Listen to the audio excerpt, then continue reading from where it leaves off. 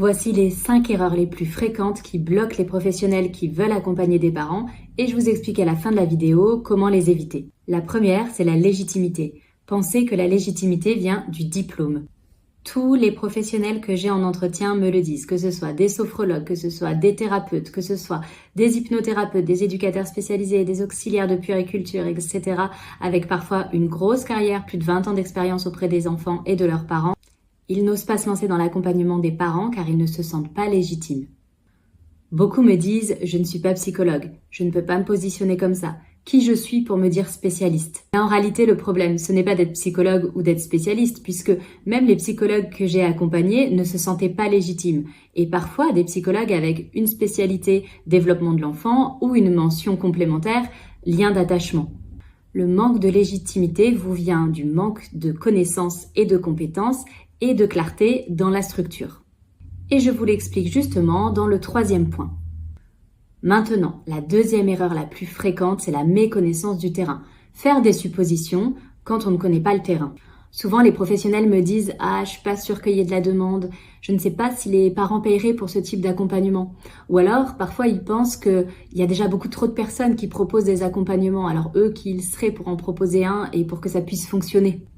Et je vous rassure, c'est normal de penser ça si vous n'avez pas toutes les données, mais c'est faux. Aujourd'hui, les parents dans notre société sont désemparés. Ils cherchent désespérément des professionnels qui soient vraiment outillés et qui puissent les accompagner vers un quotidien qui soit plus apaisé. Et pour ça, évidemment qu'ils sont prêts à investir, s'ils sont en confiance. Je vous explique dans le 5e point quels sont les signaux de confiance qu'un parent recherche chez un professionnel. Maintenant, la 3e erreur classique, c'est de manquer de connaissances et de compétences. Soit les professionnels pensent déjà avoir beaucoup de connaissances, mais il leur manque la compétence pour pouvoir amener des vraies transformations dans la relation parent-enfant, soit ils pensent qu'il leur manque les compétences pour bien comprendre les enjeux de la relation parent-enfant. Dans tous les cas, il leur manque une compétence clé qui est celle d'amener des vraies transformations dans le quotidien des parents. Et c'est normal si vous ne l'avez pas appris, ça ne s'invente pas. Donc les compétences à acquérir quand vous voulez accompagner les parents.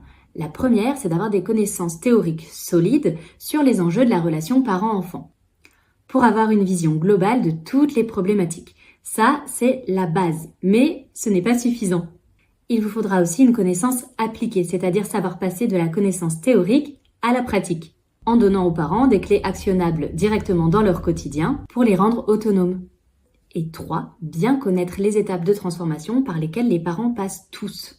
Tout ça, c'est indispensable pour accompagner des parents correctement et avoir des résultats formidables. C'est exactement ce que j'enseigne aux professionnels. Ce n'est pas le diplôme qui fait que les parents vous choisissent, c'est la clarté de ce que vous proposez. Et pour être clair, il faut avoir un socle de compétences et de connaissances qui sont solides. Ce qui nous amène au 4e point. Vous réfléchissez trop, c'est l'erreur classique. Je sais que c'est très difficile pour vous parce que c'est un petit peu ce qui vous définit la réflexion.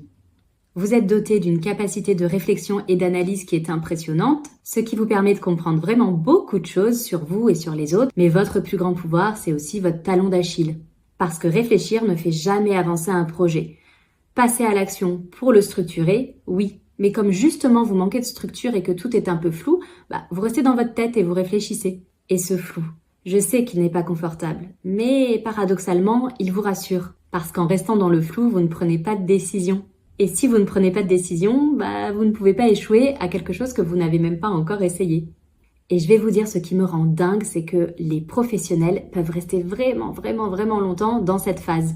Pourtant, ils ressentent en eux cet appel vraiment fort. Ils sentent qu'ils sont faits pour ça, qu'ils pourraient vraiment aider plein de parents. Mais souvent, ils se disent encore « je vais y réfléchir, j'ai besoin de structurer tout ça, je vais prendre le temps de clarifier les choses ». Oui. Et parfois, cette phase, elle dure des mois, mais voire des années. Parce que si vous restez seul pour clarifier tout ça, vous aurez tendance à la suranalyse, à trop réfléchir et à ne poser aucune action. Résultat, votre projet n'avance pas. Donc la seule vraie question à se poser maintenant, ce n'est pas « est-ce que je suis légitime ? Est-ce qu'il y a de la demande ? Ou est-ce que je suis prête ?» C'est « est-ce que je veux vraiment développer cette activité ? Ou est-ce que c'est une idée qui va rester dans ma tête ?» Parce qu'entre l'envie d'accompagner des parents et créer une activité d'accompagnement des parents qui soit rentable, il n'y a qu'un seul pas, c'est l'action. Je vous ai parlé au début de la vidéo des signaux de confiance que les parents recherchent chez les professionnels. Eh bien, c'est la 5e erreur la plus classique que je rencontre en entretien. C'est la posture, ou je devrais dire le manque de positionnement clair. La plupart des professionnels que j'ai accompagnés n'avaient pas de posture d'accompagnement qui soit sécurisante. C'est donc super important pour que les personnes vous choisissent que vous envoyez des signaux de confiance. Et ça passe par une énergie qui soit structurée et qui soit structurante, sur laquelle les parents vont pouvoir s'appuyer et vont pouvoir se dire avec elle, ça va bien se passer. Vous avez un positionnement solide parce que vous savez exactement les étapes par lesquelles les parents vont devoir passer pour se transformer. Votre conviction est inébranlable parce que vous avez la certitude que ce que vous proposez, c'est la meilleure solution pour eux. Et vous avez la conviction des résultats qu'ils vont pouvoir atteindre avec vous. Et c'est exactement ce que ressentent les professionnels que j'ai formés en fin de formation.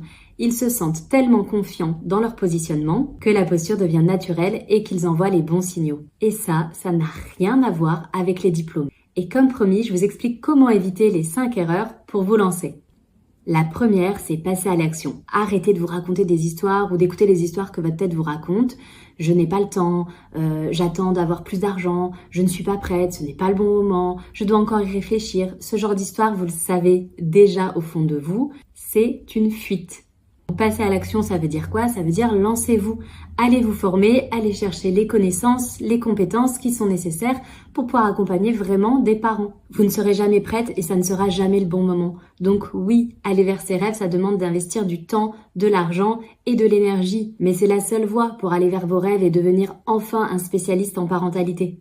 Le flou, le manque de positionnement, le manque de clarté, la peur de ne pas accompagner correctement les parents, ne pas savoir comment structurer son accompagnement, le manque de légitimité. Si vous vous reconnaissez dans tout ce que je viens de dire, alors vous êtes exactement dans la phase où sont beaucoup de professionnels que j'accompagne.